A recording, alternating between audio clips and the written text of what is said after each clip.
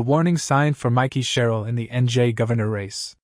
A political analysis of election results shows a path for GOP nominee Jack Ciattarelli, and it runs through the places Sherrill was weakest in the primary.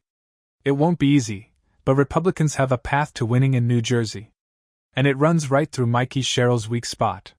To block the fourth-term representative from moving into the governor's mansion, they'll have to recreate success they've demonstrated in recent years. First, Jack Ciattarelli performed well enough in the suburbs and exurbs in 2021 to come just 3 points shy of unseating Democratic Governor Phil Murphy. Then President Donald Trump made gains in the state last year, particularly among Black and Hispanic voters in urban areas. Combine and build on those two showings, and Ciattarelli, once again the GOP nominee for governor, this time for an open seat, could become the first Republican in more than a decade to win the Garden State. That road map would exist for Ciattarelli no matter the Democratic nominee. But it's a particular danger for Sherrill, a political analysis of election results shows. Buried in her dominating win in a crowded Democratic primary in June is that she drew a lower share of the vote in many of the Black and Hispanic areas that shifted most toward Trump last year. In majority Black municipalities, for example, Sherrill won just 16% of the Democratic primary vote, compared to 34% statewide. Now, as she races to expand her support beyond her winning primary coalition, she's competing against Ciattarelli for some of the same voters. This campaign is not simply going to be won through the suburbs, said Antoinette Miles, head of the New Jersey Working Families Party. It's really going to take a united front in order to defeat a candidate like Jack Ciattarelli, who has a wide swath of support and is trying to make inroads with the same Trump coalition that was able to be won in 2024. Ciattarelli's road to victory is still an uphill one in a state where Democrats have a large registration advantage. His performance in 2021 could be hard to replicate with Trump in the White House and no recent COVID restrictions to energize voters. And there's no guarantee he'll be able to recreate the gains the president made last year. But both state and national Democrats acknowledge they have work to do. The Democratic National Committee recently injected $1.5 million into New Jersey, in part to expand reach to key constituencies that we lost ground with in the November 2024 elections. Sherrill is likely to win the Black and Hispanic vote in the general election. It's just a matter of how large her margin will be.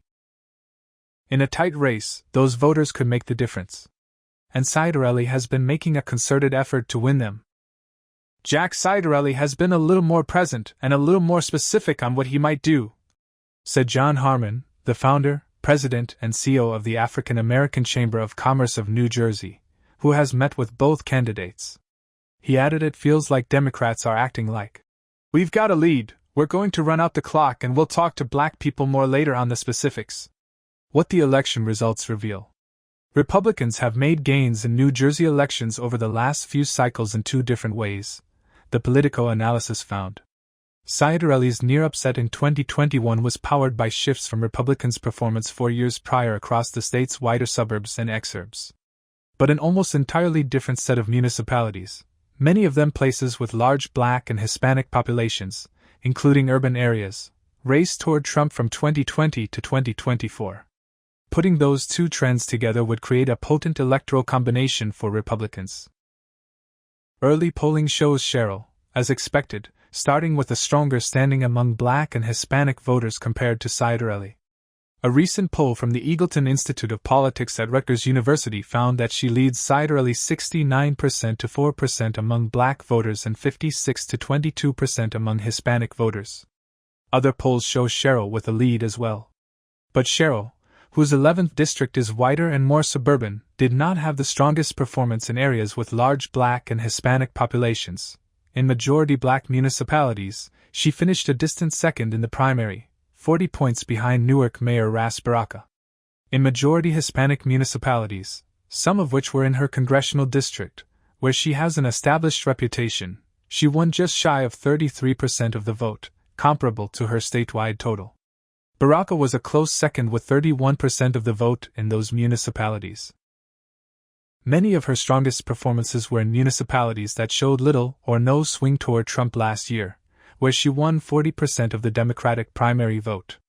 She received just 25% in places that swung toward the president by 15 or more points.